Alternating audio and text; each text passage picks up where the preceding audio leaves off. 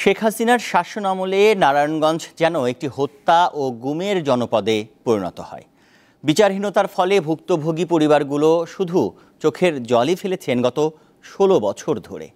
আর সরকারি দল নেতাদের প্রত্যক্ষ মদদে ত্বকী, আশিক, চঞ্চল ও ভুলুসহ একের পর এক হত্যাকাণ্ড ঘটেই চলে। তবে দেশে পরিবর্তিত পরিস্থিতিতে সকল হত্যার সুষ্ঠু তদন্ত ও বিচারের দাবি জানিয়েছে নিহতদের পরিবারের সদস্যরা। ২০১৩ সালের ৬ মার্চ শহরের শায়েস্তা খাঁ রোডের বাসা থেকে বের হওয়ার পর নিখোঁজ হন মেধাবী ছাত্র তানবীর মোহাম্মদ ত্বকী। ২ দিন পর শীতলক্ষ্যা নদীর কুমুদিনী খাল থেকে ত্বকীর মরদেহ উদ্ধার করে পুলিশ।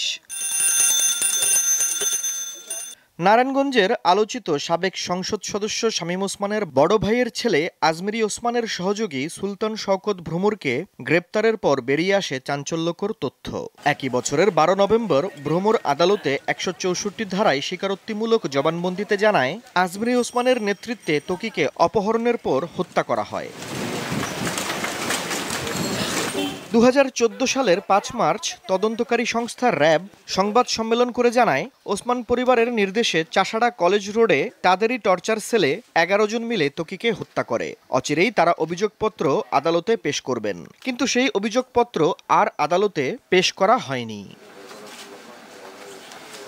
তৎকালীন প্রধানমন্ত্রী শেখ হাসিনার নির্দেশেই বিচার প্রক্রিয়া বন্ধ করে রাখা হয়েছিল বলে অভিযোগ করেন ত্বকীর পিতা।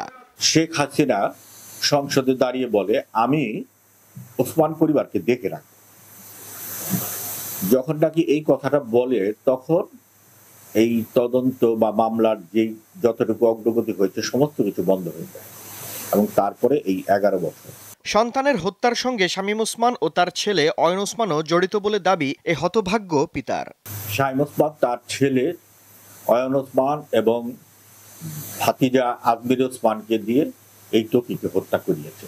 কর্নেল মুজিবকে ধরেই শামীম ওসমান এবং তার ছেলে তাদের এই নামগুলো সেখানে বাদ দিয়েছে।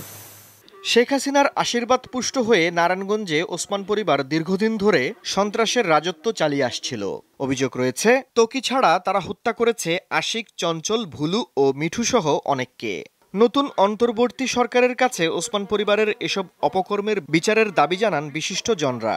আজকে ১১ বছর ত্বকী হত্যা, চঞ্চলের একই অবস্থা, আজকে বুলু শাহ, আজকে মিঠু, আশিক, বিভৎস ভাবে তাদেরকে হত্যা করা হয়েছে।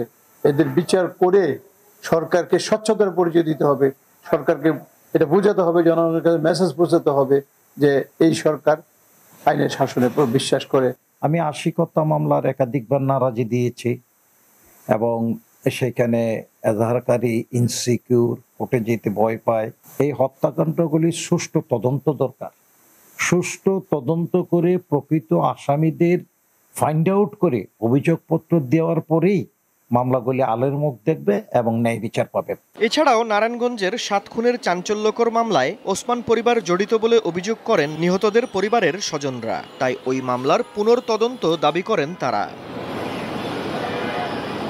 আফরিদ হাসান, দীপ্ত সংবাদ।